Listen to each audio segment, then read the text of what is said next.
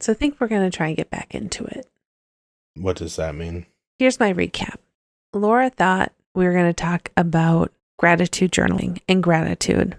She realized that she had more discomfort with the topic than she was comfortable with. Mm-hmm. So Keith tried to help bring her back to zero. Yeah. And then she meandered to talk about how she handles stress with things like breathing exercises, PQ reps, and sleep stories to help with insomnia. And now we're back to where do we go from here? Hey, Laura. Hey, Keith. How you doing? I'm doing good. How are you? I'm okay. Good. Let's see what happens. Okay. Never know with us. Yeah. So, Keith, what have you been up to this week? Let's see. We went to the live shows for How Did This Get Made? The podcast about bad movies with Paul Scheer, Jason Mantzoukas, June Diane Raphael. They're amazing. Yeah. It's so funny. And like I said, I try to use comedy, and we both do. We both love stand-up. We both love comedy as a way to kind of relax, right? What?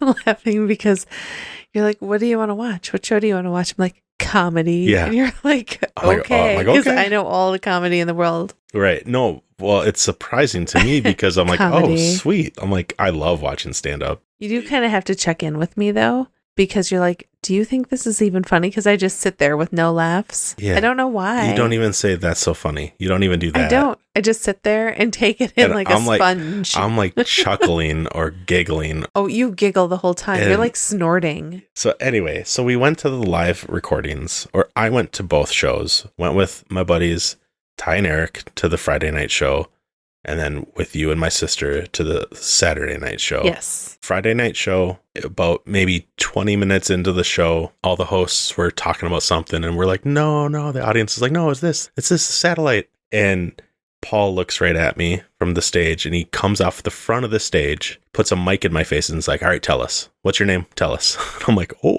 Did you pee your pants? No, but I I thought you might be so excited you did. definitely sounded less articulate than I would care to, because I did not, like, it's a dream, right? Like in the back of your head going, you're like, because there's audience participation. There's a Q&A section where the audience gets to ask a question. Like, well, what do you guys think of this? And you try to be funny, and you try to be a little witty, or like, and I'm like, oh, I don't have a great question. I don't know what to talk about, And I'm like, okay, like, I'm just going to enjoy the show. And humble brag, I got front row tickets. Like, we were in the front row. Is that humble? No. That was being ironic. Oh, okay. Okay. It's all that was available when I went to buy tickets. So we got lucky, and they wouldn't let me buy 2 seats because it would have left 1 empty. So we got 3. So it all worked out. It was fun. But Paul came shooting off the front of the stage and put the mic in my face. And I was just like, Tyler and Eric and I were just like, we're loving it. It was so much fun. Like, my face hurt and my stomach hurt from laughing and smiling like 2 hours straight. And then we did it again Saturday night for a different movie that they did, which I thought was very appropriate because we got, was it Ion? Oh, yeah. It was a Christmas movie, It was though. a Christmas movie from like Ion, not even Hallmark or Lifetime. I actually liked it. I know, you cry. I cried at the end. I cried at almost every Hallmark movie. Oh, my word. Hallmark It wasn't even Christmas. the end. There was a good 20 minutes left, and I'm like, are you crying? Yes. You're like, yes. I'm like, oh, geez. I mean, I'm how like, can you not? Everything works out. Everything comes together the way you always wanted it to. That is when my face leaks. yeah. So it was fun. It was a good experience. I hope my rambling on the mic at the show makes the edit for the podcast. And if not, we'll come back and we'll edit this out so that the cone of silence remains for How Did This Get Made. But yeah, so that's just, I was like I said, I was buzzing. I was excited to go, and then I was excited there. I was excited on the way back. Then I got to do it again. And So I know you're a huge fan of How Did This Get Made? Now, I've listened to a couple, like Jack Frost. I made you, yeah. right? Yeah. Or like some weird apple one. I don't even know. The apple. The apple. It's an very strange. It's like a Bible, cult. It's a Bible allegory. Oh. So, yeah. So I haven't watched tons, or like ski school? Yeah, I made you watch Ski School. Yeah, you made me watch that too.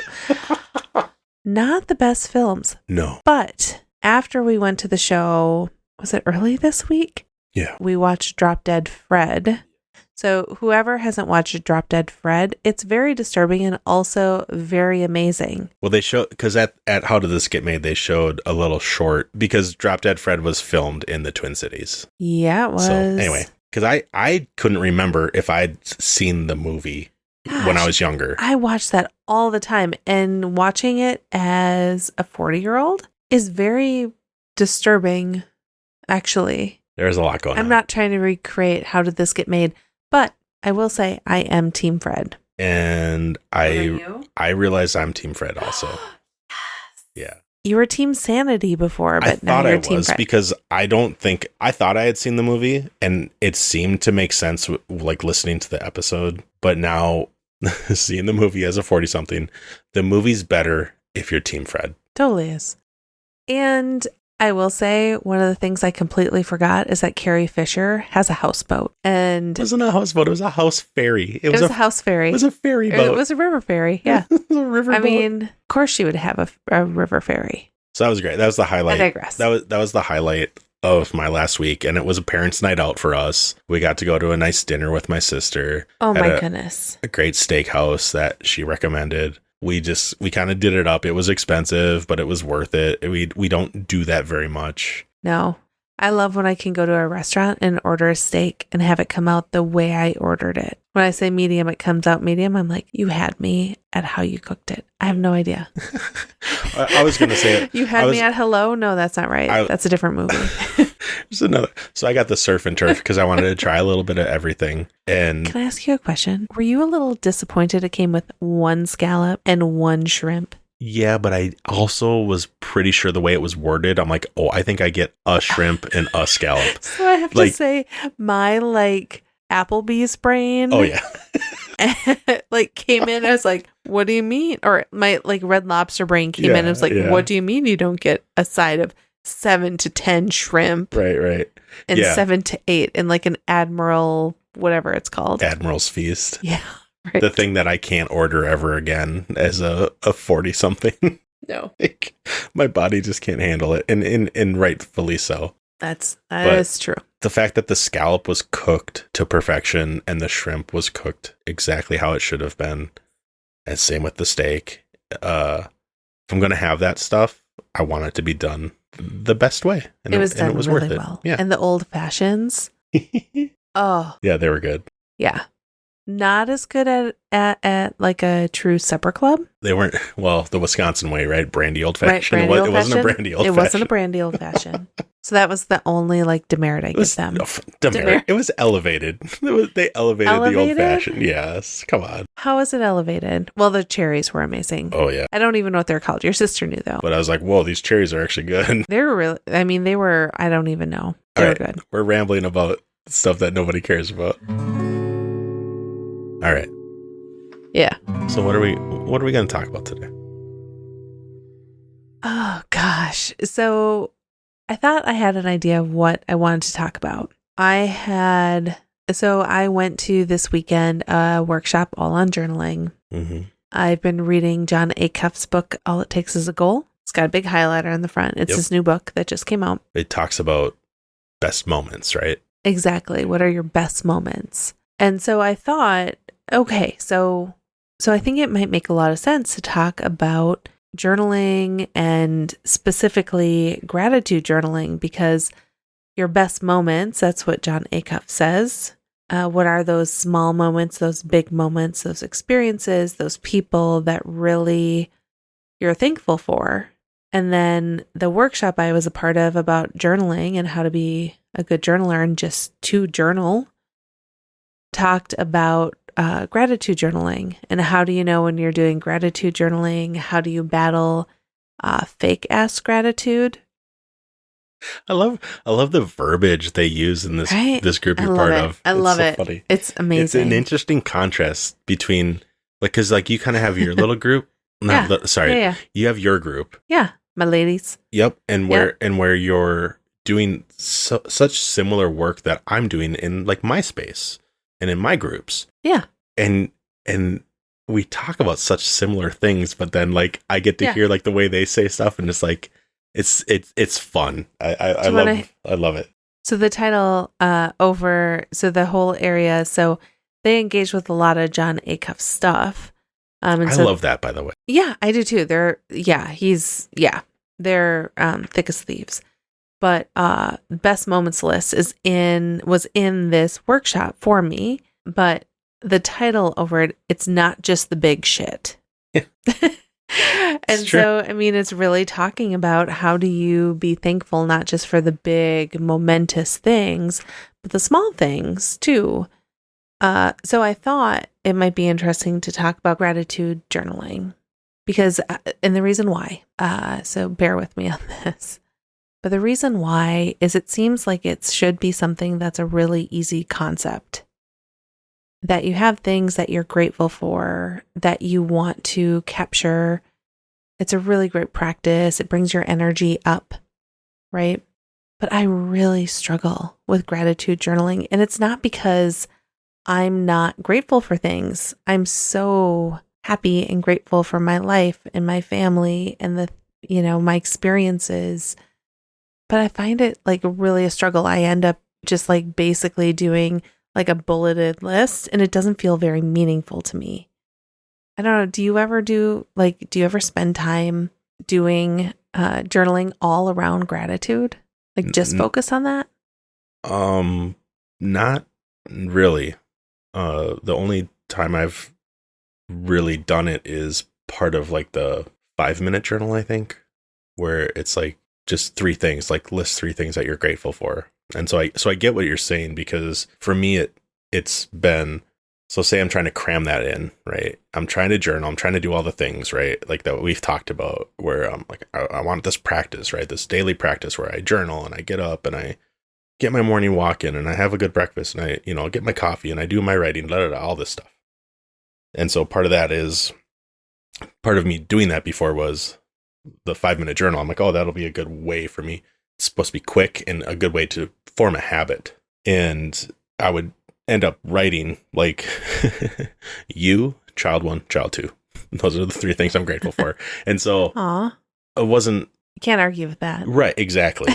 And so I could dig a little deeper, right? But like, and some days I would write all 3 of you on the same line. And I would write like trios of things, because it got easier to think of more things the more I did it. But I do think there was room for me to maybe dig into it a little more and be a little more articulate, but also it doesn't need to be more than that, possibly, to me. Maybe it doesn't. So Jon Acuff's book, the thing that I'm really interested in, and I haven't done this yet, but I want to, is really starting to dig in and making a best moments list. And so... Yeah, I got to that part. Did you get to that part? But I haven't done it yet either. But I've been thinking of some things, like getting Paul Scheer in my face with a microphone asking me to answer a question that the audience was trying to respond to. Like, that would be like a best moment. Like, that's an experience, right? Right. And then I had some other ones like that came to mind before I did it. Like, we met Elvis Costello a few times. Mm-hmm. We met Metallica at their book signing. Did you know Metallica is coming back to US Bank Stadium? No. They're going to come back to US Bank Stadium. Uh-oh. No, I guess I might have to go to this time. Dun, dun, dun. Anyway. Okay. So anyway, I did start thinking of some things, but I do want to sit down and make that list and then see where it breaks out, because that was what was really interesting. I don't remember all the categories. I don't know if you do. There was like experiences, people, and experiences, people, objects, and I'm forgetting achievements. Yeah. And so those are the 4. I think that would be kind of telling, an interesting way of seeing myself that I haven't really thought of before, of like, what do I actually give weight to? And I'm like, and I think he said, he's like, not so many objects for me. And I'm like, if you've seen my room, I have a lot of objects, like totems and stuff. It'll be interesting. It'll be interesting to see when I actually do the exercise. Anyway, I feel like I kind of interrupted. feel like you should put on like the little like in between music for about 5 minutes and have us do it and come back. Yeah, just everybody take a 5-minute journal break here. 5-minute journal break. You make your list, we'll make ours. Just kidding. You know, what's interesting is you're talking a lot about the experiences, is what you were sharing. Mm-hmm. And the things when I think about what are on my best moments list or greatest moments list, I think about spending time in the garden when the kids were little and, you know, planting sunflowers. That's an experience, right? Or a relationship because it's with the kids. Oh, is that one of the things? Mm-hmm. Okay, yeah, people or whatever. Yeah. That's what I called it. Okay, yeah. Or, I gotcha. I will say one is, and I don't know what this would be, but that first cup of coffee during my morning routine. The Royale. Oh, the Royale. That's what Brian Koppelman calls it. I got that mug that he released a mug for it too. Yeah. I haven't called it the Royale, I do. But you do. But that, I think that first sip of coffee is just, there's just something about it. It's so good. Are you calling that a relationship or an experience? Both? Yeah, there you go. No, I don't know. Both. Probably. Yeah. Yes. When you think about things you're grateful for, are there small things that people may not even think about or think is enough? Do you ever have that thought of, I'm grateful for this, but maybe it's not something that's big enough or worthy enough to be grateful for? I don't know if I'm making sense. Well, if you give some examples, possibly it might help me think. But again, we think differently. True. So I'm sure I notice things that I know I notice a lot of things, but then I just kind of let it go and like brush it aside and don't actually hold it. It's like when I'm always asking you, well, what do you like? Somebody asked me this question about myself. Like somebody's asking me to answer something about me, and I'll come to you and I'll be like, well, what should I say? It's because I'm like, there's something similar, I think, where I'm like, I don't know, like I'm just not used to talking about myself a lot, even though we're on a podcast, but so I'm sure there's like with that same thing. I feel like there's probably a layer of things that I notice, but I don't really notice it. So what are you thinking about? Or like, what made you think of that? You know, I'm just thinking about like a thing. I don't know. So if I'm journaling, so this morning I was journaling, and I ran across a quote that has started to resonate with me. And so it's from The Wizard of Oz. Mm-hmm. So the quote is, "You've always had the power, my dear. You've had it all along." It's by Glinda in The Wizard of Oz. That has been resonating with me because sometimes you forget when you're on your journey that you are on your path and that you have learned more, that you are further along and you have everything you need to be successful. You just somewhat need to get out of your own way and believe in your own internal power to do what it is you want to do. Yeah. And achieve what it is you want to achieve. And anyway, so when I was thinking about things that I'm grateful for that maybe aren't big enough, I was really grateful. I was sitting there and I was journaling and I decided I was going to start doodling. And I don't doodle that often, but sometimes I do. But I was really grateful that I had different color pens and highlighters nearby. Yeah. And I'm like, that's so small, right? Yeah, but it's enjoyable, right? It brings joy. Yeah, it made me smile. I go, oh, I'm going to. Like you and I find joy in things like a new set of pens because it makes the act of what we're doing, what we're using them for, more enjoyable for me anyway. I think gratitude and joy are pretty much connected. Yeah. So one thing that John Acuff was saying is that he's grateful for, or one of his best moments list is, what was it? It's something about having like big shrimp. Mm-hmm. It's about anytime anybody has to cook with prawns, he's like super excited, and that's like one of his best moments. Yeah, that's funny. I was actually thinking, yeah, I like shrimp. Yeah, you do. So good. I do too. Prawns are even better. That's how I spent our vacation in Mexico. I was on the hunt for every place. If they had a shrimp taco, I ordered the shrimp taco. Yes, you did. And that's That was a fun little treasure hunt. Luckily, they were everywhere for the most part. I know you were shrimp tacos. Child 1 was chicken strips everywhere, and child 2 was cheeseburgers everywhere. Yep, definitely kids. Yeah. Do you ever feel...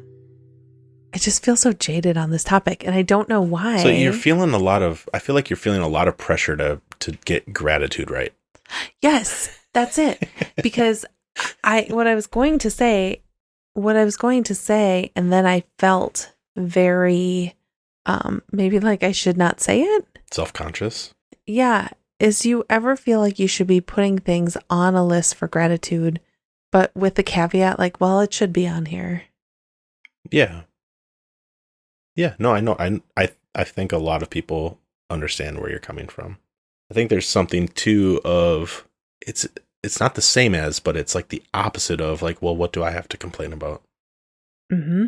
Do you know what I mean? Like, I'm not like it's not quite the same, but you know what I mean? Like that. There's like a similar or opposite feeling of, well, you know, I'm doing all right. And so I wonder if it's like feeding into that part of us that will just weather any storm because we have to just do it. We have to get it done kind of thing. And then if we're showing gratitude, it's like a dissonance of, but I'm really not happy, but I do have to get it done. Or so I just feel like there's a dissonance happening there, and I'm not quite sure how to pinpoint it, but yeah, I don't know. I maybe it might be a little different for me where I think you named it pretty well for me. I feel like it has to be a certain caliber and super specific. So here's I don't know if I'm there yet, but so you know when kids are little or when the boys were in like kindergarten and stuff. Mm-hmm. We'd make around this time of year, we'd make turkeys, right? You'd have their hand, you'd put it down, and then for each one of the fingers would be a feather or something like that. And you'd write something you're thankful for Thanksgiving, right? Gobble, gobble. Mm-hmm. And I remember, I think it was child 1. I could be wrong, but it was kind of like he just wrote, like, he said it straight. Like he's thankful for food. He's thankful for games. He's thankful for his family. And he's thankful for Christmas. Wasn't it that? Something like that, yeah. I think it was, and I'm thankful for Christmas. But, it was one of those things where, it just like completely cut to the chase on that. Mm. Where sometimes I feel like that's too simple and too honest. Yeah. Why am I trying so hard to get it right? Right. And it's so funny because you and I do that, but for different things. Yeah. Like you're doing it for something like gratitude or how do I do it? I'm a really grateful person. That's why it kills me that I just let my mind get in my way. Anyway, sorry, I cut you off. So do you do a daily or a weekly gratitude ever? Or is this just a new thing that you're like, oh, this would be a good exercise for me to start incorporating? Yeah. I thought it would be a good thing to start incorporating. I do every day. So one of the prompts that I use does say, what are you grateful for today? Mm-hmm. Just like I said, right? Just what you said. And I would usually say like my family. Yep. Sometimes I would say like music, books, and movies, like it's simple things. But I think just the exercise of just acknowledging something and not feeling like it had to be perfect is just, I'm going to do this and I have another chance of being thankful tomorrow or grateful or whatever. But yeah. And it's if it's feeling too simple, to me it was a signal to start paying more attention.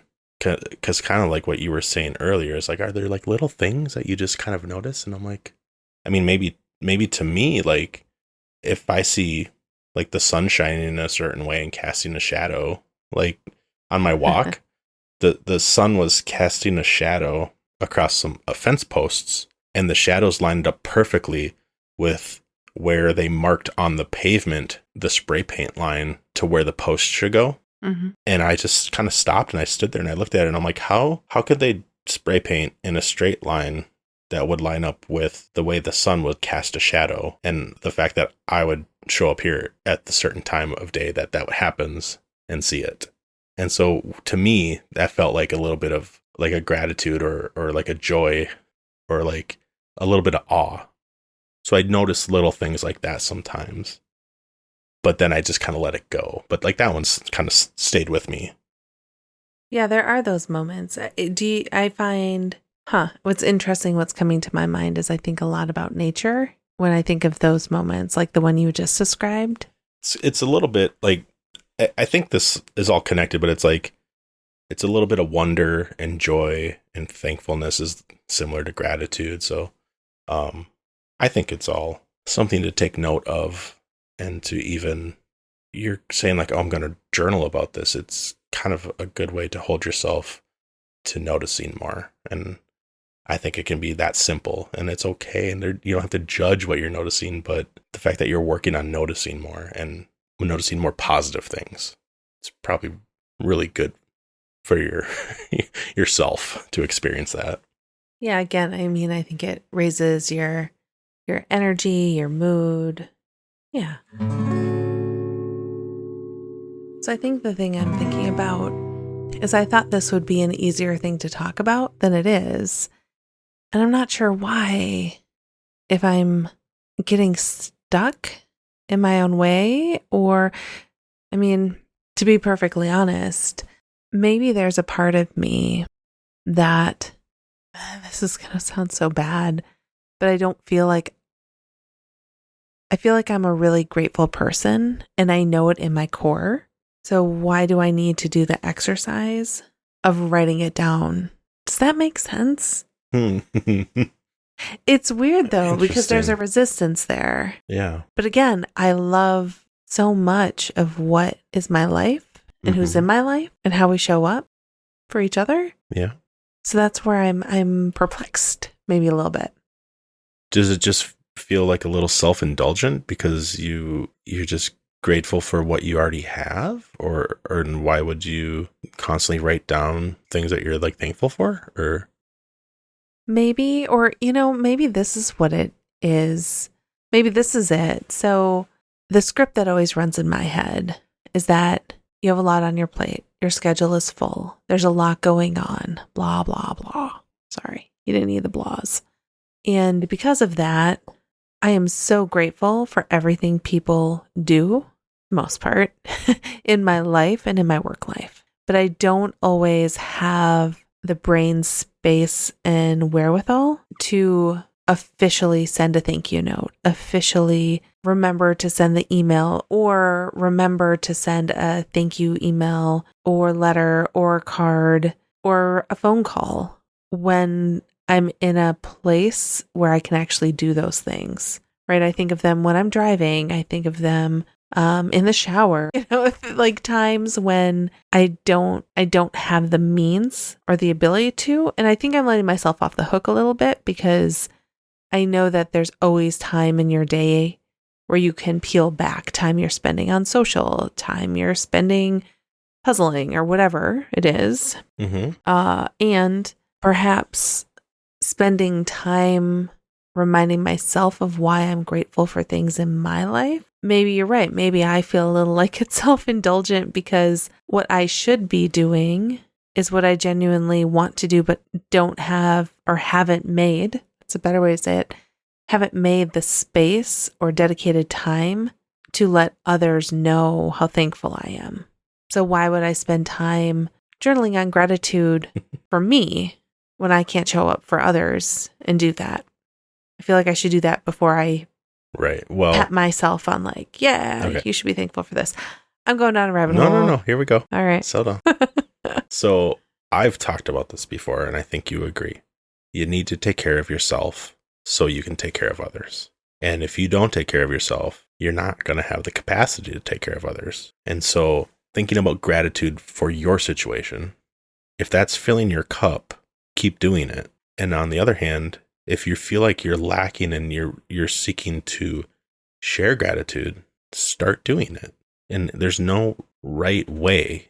Like only you know what's going to feel right. And I know you'll be like, oh, I should have said that differently or da-da-da. It's like, whatever. Because that, and I mean, that's the morning journaling. That's for me to talk about what I'm grateful for. And then once a week on Thursdays is a time where a lot of people in Purple Space are sharing their gratitude for others and thanking them. And so it's about the same thing, but it's a different practice, right? It's almost kind of a digital reminder to take that gratitude and focus it outward.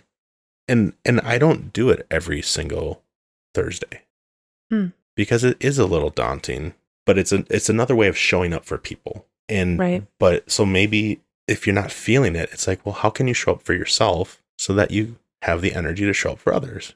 Like it's okay. Like right. Maybe this week you needed to take a warm bath for an hour and, take care of you, pamper yourself. And then maybe tomorrow you're like rejuvenated and you're like, okay, I'm going to send this to that person or, Yeah. But there is a distinction between gratitude for what you have and then showing gratitude for what others are generously showing up and providing for you. That I didn't quite realize that until you started spinning. Yeah. A thankful spin. But I think there is something where you want to do them both right. I do. Well, and if it feels hard, then it's okay to just take a breath and be like, okay, I'll think about that tomorrow. Or maybe I just start with a turkey. Put my hand on my journaling page and just come up with 5 simple words for me. So for me, it's easy to think of what am I grateful for? What am I thankful for? It might take me a few minutes one day, like when you're first starting. But the harder thing for me is showing that gratitude to others, or it used to be. Now it's a little more, it's what I've decided to do is I'm here to show up, and it gets easier the more you practice showing up for others to show gratitude. But we're dynamic people and things change, and like you said, like, I don't know, well, did you say that? Like, you're busy. You have a lot going on, and you think of things in the shower or in the car and in opportune times. I think the other thing, and maybe I don't want, and this isn't necessarily because I can call BS on myself. So if I have fake gratitude in my journal, I can be like, you're really not grateful for, I'm trying to think what. Why would you ever write down fake gratitude? Because you feel like you should be thankful for it. In your own journal? I don't know. Sometimes you're just posturing for yourself. Aren't you? Do you ever do that? Do you show up 100% authentic all the time to yourself in written word? Honestly, that's what I think journaling is for. I do too. So, yeah, we don't need to get into this authentic talk again. Or genuine, or whatever term, whatever synonym. My journaling is where I show up authentically, and that's not for anybody else. Now, I don't know why I would. I understand what you're saying, but I wouldn't write down things I'm not grateful for to like trick myself into thinking I'm being grateful. That's a bridge too far for me. So the reason why I'm asking, okay, so maybe we don't hide from ourselves entirely in journaling and things we're grateful for. Oh, I'm sure. No, but I'm sure I do. I know I hide from myself sometimes. Intentionally. Yeah. And so, I mean, sometimes you have to like tell yourself like, okay, this is what we're doing. You need to hold yourself accountable. Right. Or aspire and, Yeah. Anyway, I think maybe one thing, and this is me being a little vulnerable, is when it comes to showing gratitude officially. And so this is like my leadership hat on, because I genuinely do feel so grateful and thankful for everything everyone's willing to do, how they're willing to show up, how they're going above and beyond, how they're just working so hard and doing great work. I've been at institutions where thank yous from the leader meant nothing because those thank yous were the exact same thank you from the year before for the exact same event, and they were just copy and pasted, right? Or a leader was so mean during a process and so condescending and shaming you and not being supportive at all, and then throwing a little thank you party. You're like, I don't want your apology popcorn. And so I don't know, I'm sounding really jaded right now, and I'm not a jaded person, but I feel like there is this, I don't like fake gratitude. So maybe I'm holding myself back because I don't want, here comes the people pleaser, right? Or I care what people think, but I don't want people to think that I'm just copying and pasting and using AI to do these thank you notes, and there's no meaning or generosity behind my gratitude. What is wrong with me? You're a people pleaser, and you need to remember that you cannot control how other people react. Gosh, that's a hard one. I don't know if I'll ever be able to get over that. Right. Like, it's out of your control how people determine your intent, right? Right. You decide how you're going to show up. Other people get to decide how they interpret how you show up. Okay. So I know you've listened to this, and I'm going to talk about work again, because today we had a meeting, and somebody brought kind of a reflection. So we do a reading or a little lesson or engagement, but the reflection today was Brene Brown about I think it's Dare to Lead. Okay. It was after her first TED Talk. Okay. And it was a TED Talk on basically everyone is showing up to, I don't know if it's judge you, but basically to tell you whatever it is they want to think. It was interesting because she said after I was famous after the TED Talk, right? She basically said, I spent my entire life trying to be small so people didn't notice me. And my husband and my therapist, I think it was therapist, said, do not read the comments. And she's like, so naturally I read the comments. Yeah. And the comments were all about how her body looked. Oh, I remember her. Right? All these different things. This, And what was fascinating at the end of that, just to get to the point of what made me think of it, at the end of it, she said, the rule is if you're going to be in the arena, you're going to get the shit kicked out of you. Then she also said, and if those that are making comments and giving you feedback aren't in the arena too, I don't care what you think. Because if you're not in here doing the work and getting the you know what kicked out of you, your comments and feedback are not worth my time. That might be a little strong, but you know what I'm saying? Yeah. So are you, after hearing that, are you going to take that and integrate it into how you go about your day, realizing that nobody but you is in the position that you're in? Yeah, I say about 95% of my day, I can do that. And then there's 5% where it's the imposter, right? Coming in and be like, no, hold on. So not so fast. So this is maybe, I was thinking this earlier, like maybe that's what the practice of gratitude is about, is another way of getting you back to zero, right?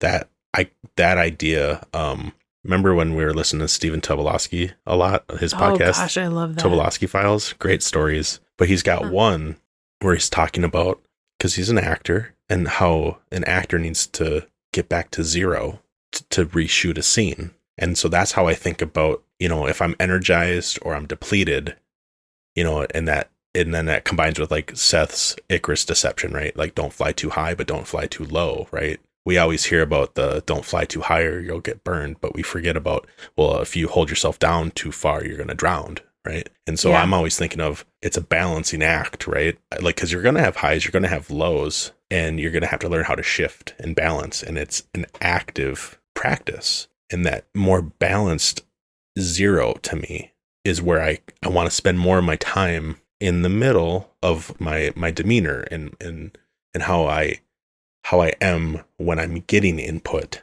so that I can have more time to react to if it's elevating me or if it's depleting me. And so I'm thinking that part of like a practice of gratitude is a way to bring you back to something in and kind of reset and realize, like, so say you're feeling down, realizing that you're grateful for something might lift you up. So I don't know. Yeah, it's almost, I like that idea of kind of bringing you back to zero. Yeah. One podcast I listen to calls it home base, where you're not too in overdrive and you're not too just kind of lethargic. Because especially, like, say you leave a meeting where you got elevated, let's say, or the discussion was a little heated because big things are happening and big decisions are needing to be made. And then you're going to another meeting where other people they don't know where you're coming from. Like, how do you reset and recalibrate, right? And they're like, you've done a lot of work with that and helped me realize, like, oh, how do I reset? Like, how do I show up? Because it's really not only is it helping you, but it's showing up for other people the way that they deserve you to show up. And I think this practices are all intertwined. There are some really quick things. I know we're talking about gratitude, but I use a lot of different techniques maybe if I'm trying to keep myself calm and bring myself back to kind of a centered place. And just for anybody because sometimes I can get a little anxious. People don't believe me when I say that. Right. That's because you're probably standing next to me. Well, and then everybody looks like a koala bear next to me. like I'm chill. What I will say is I know that stress doesn't just exist at work. For a lot of people, stress can happen in the holidays because you're interacting with people that you love or people that are part of your family that you may even feel like you just have to be with it. Everybody has a different family situation and I'm not judging that. I'm just trying to witness the variety of situations that may be happening over the holidays. And so some of the things that I've been doing for work, or if I'm going into a stressful social situation, it's not even just family, but even like a friend's social situation, potentially could be really helpful for folks. And so just a couple of things that I do. So maybe I'll share that. Yeah. So doing box breathing, if anyone's heard of box breathing, where you breathe in for so many seconds, you hold it, and then you breathe out for so many seconds. So it's like breathe in for 4 seconds, hold for 4 seconds, breathe out for 4 seconds. Yeah. If you do 3 of those, you bring down the level of intensity you're feeling pretty quickly. Again, I think I've talked about the Calm app. I love the Calm app. There are breathing exercises that maybe take 1 minute, and it just has you breathe in, breathe out, breathe in, just really brings it down and tries to regulate your nervous system. The other thing that I've learned, and this is something that someone I've worked with in my executive leadership role has taught me, is called PQ reps. I don't remember what PQ stands for, but there's a whole book and there's a whole website and things like that. Not sponsored. Again, not sponsored. Maybe we'll find a link or something though. Yeah. Okay. But I just want to share the goods. Yeah. Right? The good things that I know. So PQ reps really help you trying to bring your focus back to a central point. So I think oftentimes when you're talking about meditation, we're talking about how do you train your brain that's always possibly moving and thinking about different things. How do you keep saying, you know what? I get that. Now set that aside. It's there, but focus back in. So what PQ reps do is they use either a touch, sound, or sight to really tune into something that helps you be more present. So the one I really like to do, and you can do this in meetings, you can do this really wherever if you're stressed out, is taking your pinky finger and your thumb and rubbing them together in a very slow way so you can feel every single part of your fingerprint. Like the ridges of your fingers rubbing against each other and just breathing in and out. That especially because the one thing I like about PQ reps that I think is powerful is with meditation, oftentimes you need to step away, close your eyes, get in a position where you're upright, and breathe, and it's more noticeable, right? It doesn't have to be, Right. but more often than not, if you're meditating, you are more removing yourself and setting up your environment. It's more visible to other people. Correct. Whereas that's probably not what you're looking for, is Right. drawing attention to yourself, right? Yeah, because if you're in the meeting, like when I'm at a meeting with a whole bunch of different leaders and something is just like, whew, like really overwhelming me, either from a frustration standpoint or from an anxiety standpoint, just doing a couple PQ reps to bring myself back to home base, bring myself back to zero. And you can do that like under the table, right? Yeah, you like can do it under the table. You told me that. You're like, it's so comforting that I have something I can do that's not drawing attention.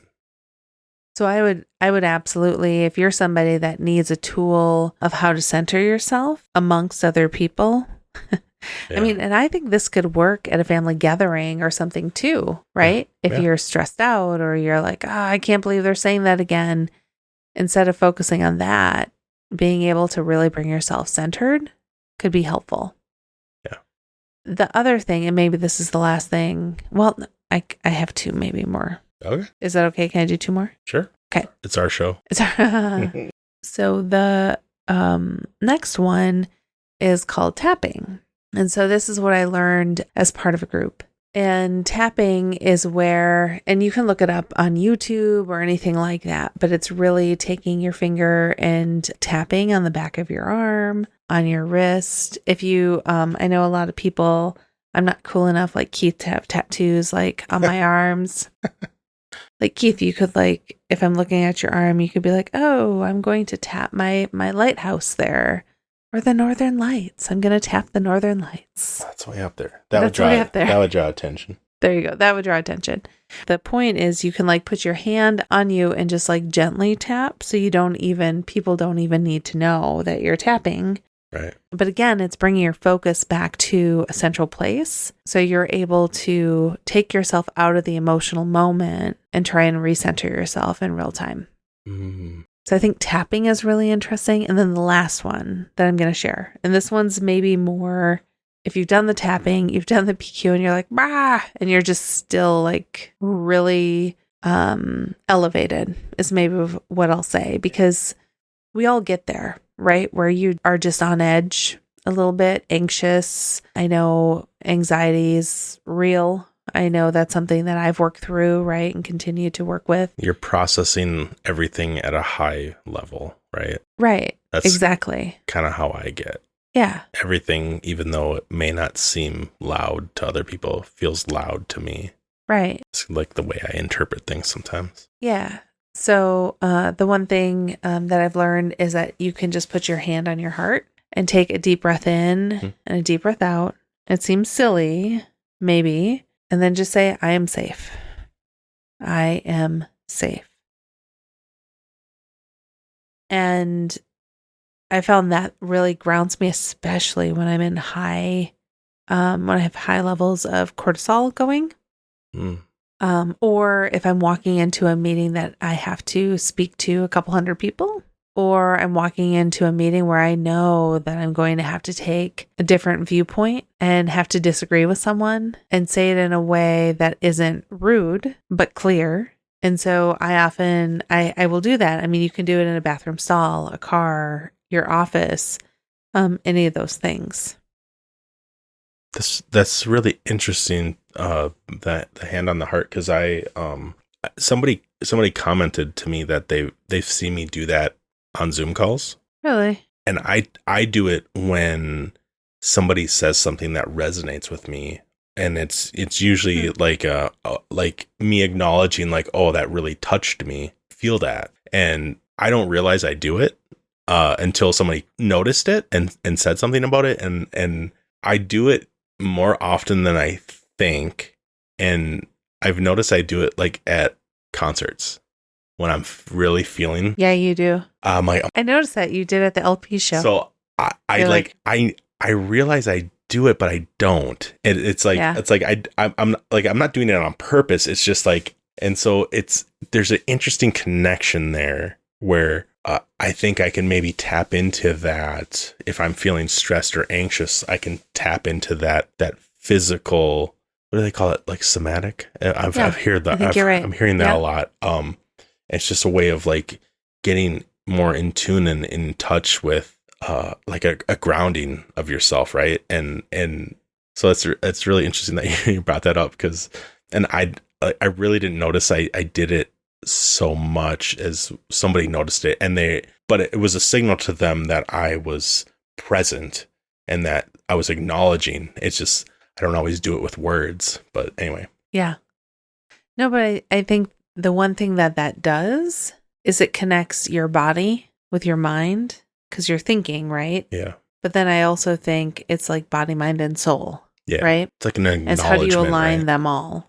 Yeah. You're like acknowledging like all that's happening. And yeah. Yeah.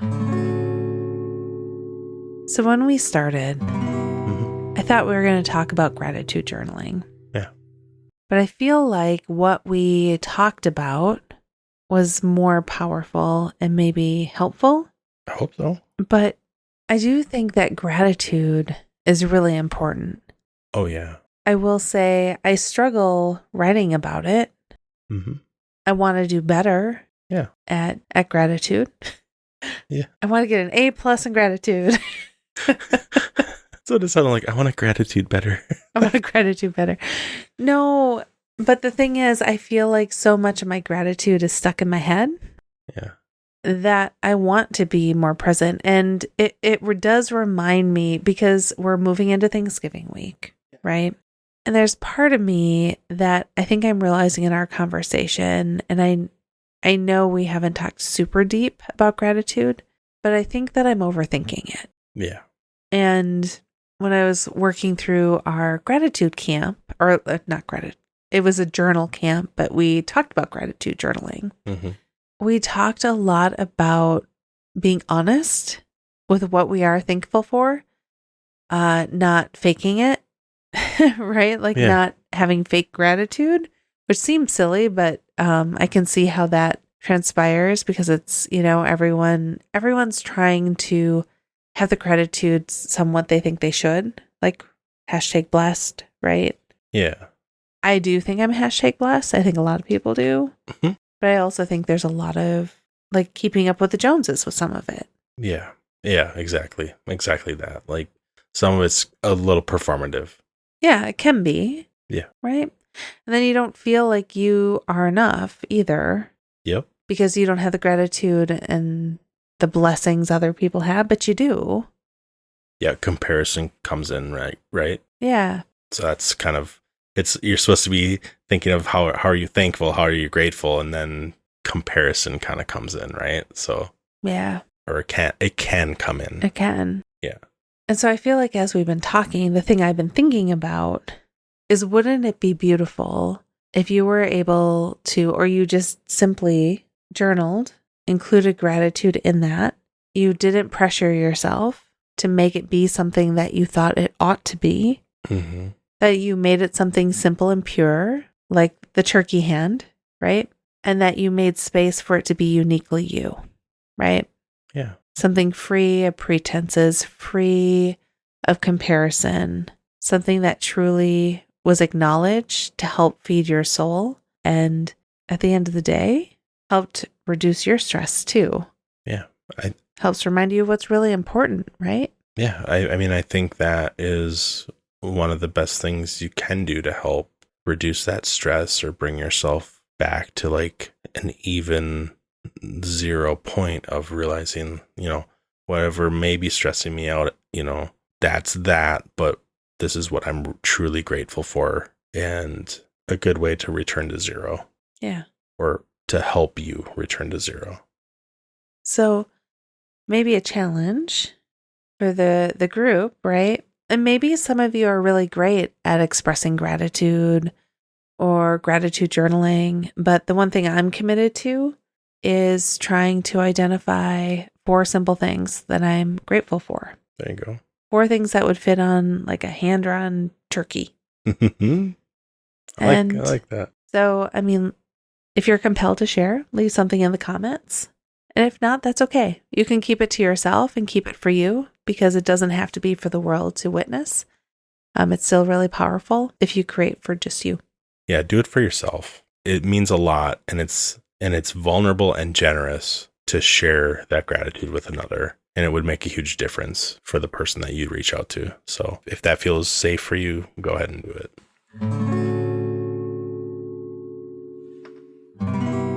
All right, Keith. So typically we talk about a recommendation or something that we have been consuming, something we've read, listened to, or just generally been engaging with. And so do you have anything that you'd like to share? Yeah. So this is going to drop on Thanksgiving. And we were talking a little bit about gratitude, and what it is for us is giving thanks, right, for the things that we have. And so that's what I'm thinking about. And an extension of that is I'm just thinking about showing up and not having it have to be so heavy. And it doesn't have to be perfect. It's another day that we can hopefully just emphasize giving thanks for the things we have, or being generous with others. And as much as we are with others as with ourselves, maybe just kind of rolling with it, and what will be, and do what you have to do to get through. And whether that's having some music on as you're preparing a meal, or listening to your favorite song on your way to where you're going, do whatever you have to do to take care of yourself so that you can show up for some other people too, hopefully, if that's what you'll be doing. What about you, Laura? What do you got? Gosh, I don't know if I can beat that. I love that. I'm too heady. I'm just. It's not heady. It's sentimental. It's amazing. I'm saying it for myself. I'm not trying to prescribe anything. I'm saying, like, these are the things that I need to remember that I can focus on making the day special for me and for those that I care about. And I don't need to think about what it has to be. It's going to be what it's going to be, and that's enough. So give us some good tangible things. I will say though, when you're saying make the day what it'll be, we're going to go to my parents for Thanksgiving and we're doing a talent show. I'm really excited to see what your talent's going to be. Oh, it's going to be, this is how quiet Keith can be for 5 minutes straight. You know what's funny? Child 2, do you want to know what? He had 3 talents. Oh, geez. He was, listing them off. He goes, 1, this, 2, this. His third one, he goes, 3, procrastination. Nice. And then he sat there in silence. He's like, right. Oh, I think he's a comedian. It's genetic. No. It is. But 3 was procrastination, was his third talent. So, all right. So I do have a couple tangible things. Now, the first one is I'm reading a book called The Afterlife of Billy Fingers, How My Bad Boy Brother Proved to Me There's Life After Death by Annie Kagan. And so this was recommended by our friend Karen. Shout out to Karen. Thank you so much for recommending this. Yeah.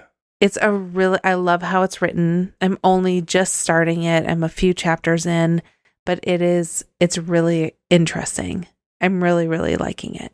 So that's a really great recommendation, I think. And the other thing I want to recommend, so we talked about stress today, and we talked about how to breathe and sleep stories and gratitude, all really important. But one thing I was going to say as part of my little spiel, finding that way, I went to music right away, but then I was thinking, I see what you're going to say now. And part of my brain was thinking, like, even if I could sneak away and just do some Lego for a little while. I'll bring you like a Lego blanket. Just because there's so much, not so much. There seems to be some stress about making it the perfect holiday, right? Sometimes. Sure. And I'm just like, just make whatever we're going to make and let's just be together. So anyway, I just saw what you were about to talk about, and I'm like, okay, so I wasn't that far off. So go ahead. So we talked about a lot of ways to, if it's manage stress or find some joy when you have a lot on your plate. And so one thing I do is, I don't think is a surprise here, but is I love to puzzle. And I've been finding a lot of people that I know love to puzzle too. Just so you're aware. Did you know that there are puzzle competitions where you put a team together. You have a puzzle. Everybody has the same puzzle in the middle of the table. It's covered in like wrapping paper or something. You tear it out and you see who can build it the fastest. Didn't I show you a video of that like a year and a half ago? Maybe, but I didn't know it until somebody else told me. Of course. Right. Because we're married. That's how it goes. Doesn't mean anything until one of your friends says it. But I have been thinking about my puzzle dream team. Sorry, this is a complete aside. Yes. I think my puzzle dream team is me, obviously.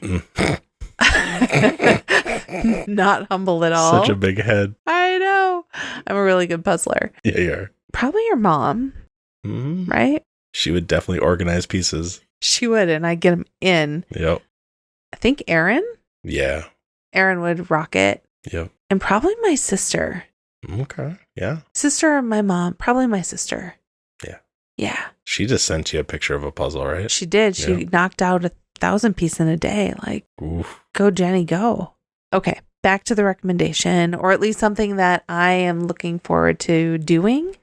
So I've been doing about a puzzle or two a week just because like I said, it's been a little heavy at work. So I just finished a puzzle called Mammals with Mohawks, which is by Mud Puppy. Super fun, lots of fun colors. Love the puzzle. And the thing that, if you haven't discovered this, if you like to puzzle, the puzzles that are done by Puzzle Twist are amazing. So if you haven't discovered Puzzle Twist yet, what it is it's a company, it's out of Minneapolis, Minnesota, just across the river from where we are. And they do puzzles that on the box, it's one picture, but then they mix it up when you actually build it. So for those of you who like to follow the picture or the poster with a puzzle, this is not your jam. For those of you that are willing to go a little bit, take a, what is it, a walk on the wild side of puzzling? Is that even can that even be considered a thing? You're snorting. That sounds like a different podcast that you can start. The wild side of puzzling. Honestly, though, I probably would. I love puzzles so much. Okay. So I got the puzzle down at the Fox Den, is what it's called in River Falls. So I'm just going to shout that out because fantastic store. They have hundreds of puzzles. The puzzle that I got is called Winter Gnomes. It's Puzzle Twist puzzle. And so the picture that's on the box is not going to be the puzzle that I actually build. Perhaps I can take a picture of the box and a picture of what I end up with once I open it. But I'm really excited to dig into this. I'm thinking over Thanksgiving, this is the puzzle for me. I'm excited. I have a lot of ones that are Wisconsin, Minnesota, ones that say "You betcha," have like Viking things on them. But I got a gnome one, and I have a couple more upstairs that I'm pretty excited to get to. Nice. Yeah. Cool. I really geeked out about puzzles. Yes, you did. Should we wrap it up? I think so. All right. Thanks, everybody. See you next time. All right. Bye.